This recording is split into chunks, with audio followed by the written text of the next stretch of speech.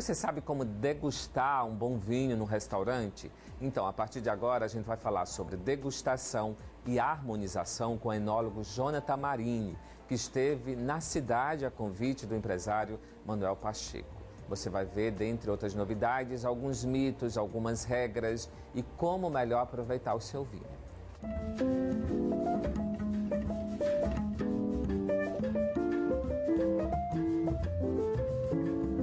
A pauta agora é degustação de vinhos. Está cada vez mais em alta no Brasil, no Piauí não seria diferente. A gente está consumindo muito, mas ainda é longe da média nacional, que chega a quase 2 litros por pessoa. A gente está aqui com o Jonathan Marini, que é enólogo. Ele tem 24 anos, é novinho, mas começou a trabalhar no mercado aos 15.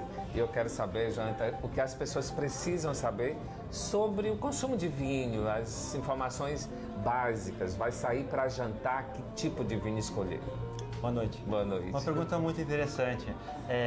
No mundo do vinho, a diversidade é enorme, né? Desde vinhos brancos, passando pelos rosados, tintos, espumantes, vinhos doces e secos. Então, eu diria que existem vinhos para todo tipo de paladar. Para aquelas pessoas que estão iniciando no mundo do vinho, talvez os vinhos adocicados acabam tendo uma aceitação melhor. Porque é uma evolução o paladar, né? Você vai aprendendo a gostar, adaptando o paladar mesmo. Exatamente. Assim como nós, quando crianças, adoramos doces, né? E com o tempo, aos poucos, vamos largando. Então, com o vinho é a mesma coisa. As pessoas tendem a começar pelos suaves. Passam para um vinho meio seco até chegar nos vinhos secos mais encorpados. 250 milhões de litros por ano, essa é a produção nacional do Brasil. Um número bom. Esse número é para consumo interno ou os vinhos do Brasil já começam a ser aceitos também fora?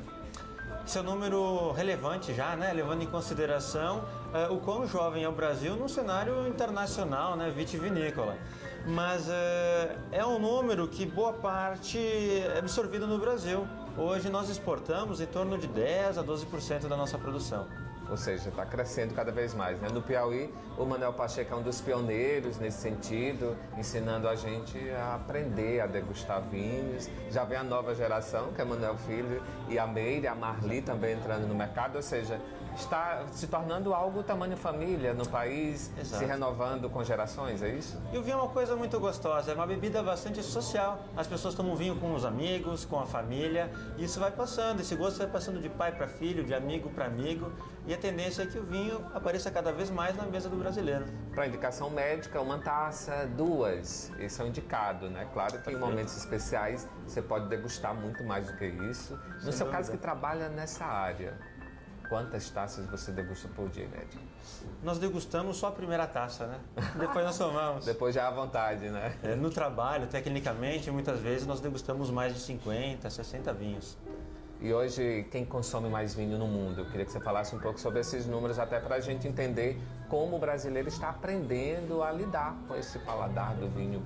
Existem alguns números bem interessantes. O maior consumidor per capita de vinho no mundo é o Vaticano. Imagine que lá são quase 70 litros de vinho por pessoa em um ano.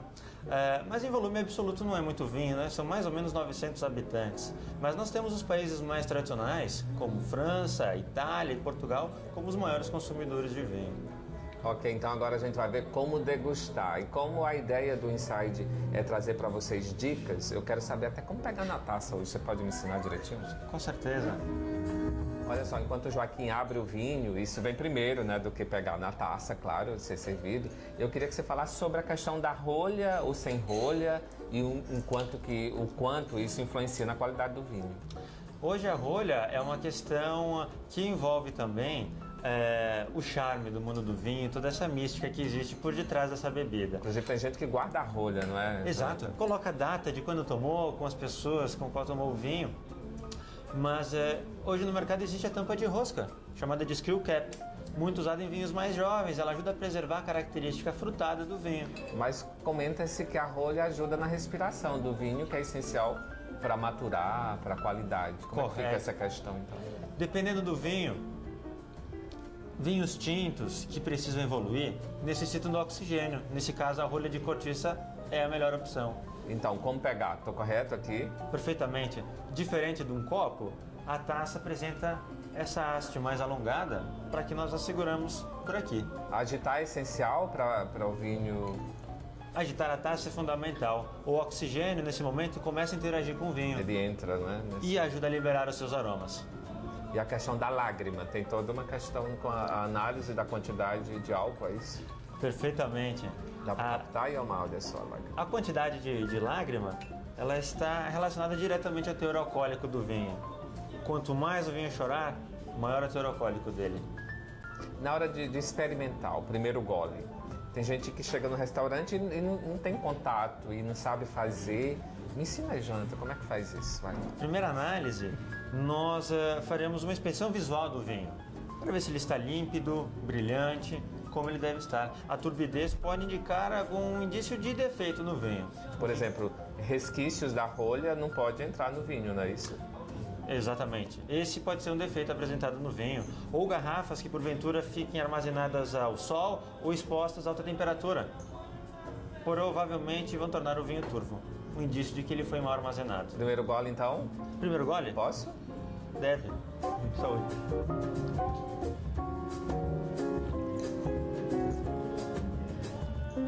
Ao deixar o vinho entrar pela boca, nós deixamos ele fluir por todas as áreas da língua. Na ponta da língua nós sentimos melhor o gosto doce, enquanto nas laterais a acidez aparece de forma mais evidente. Então pode ficar com um pouquinho, né? 1 segundo, 2 segundos, 3, com o vinho na boca. É importante deixar o vinho na boca, sentir o gosto dele, para após então engolir o vinho. É diferente? É diferente. Tá vendo então técnicas e dicas para você aprimorar os sentidos e saber de fato degustar um vinho num jantar sem medo de errar, né, Jonathan?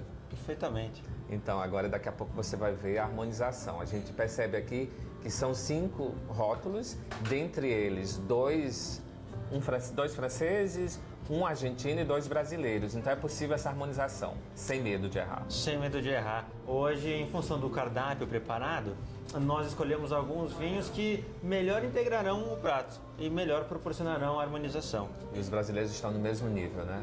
Hoje nós temos brasileiros excelentes. Sim. Olha só, um jantar mais formal, a francesa, que seria o caso, ele tem 4 pratos, entrada, 2 principais e uma sobremesa. Mas aqui tem 5 vinhos. Eu queria que você explicasse pra gente, Jonathan. Perfeito. Qual o ritual e por que da escolha, combinando com o quê? Perfeito. O primeiro vinho, na verdade, é um espumante brut, um espumante mais leve, para nós recebermos os convidados, para que eles acostumem o seu paladar com o gosto do vinho. Será servido junto ao couvert. Com a salada, um prato mais leve, mais delicado, nós precisamos de um vinho igualmente delicado. Dessa forma, nós escolhemos um vinho branco, da variedade Sauvignon Blanc. Um vinho fresco e bastante frutado. O primeiro prato principal é a base de ave, é um frango, com uma guarnição bastante pesada.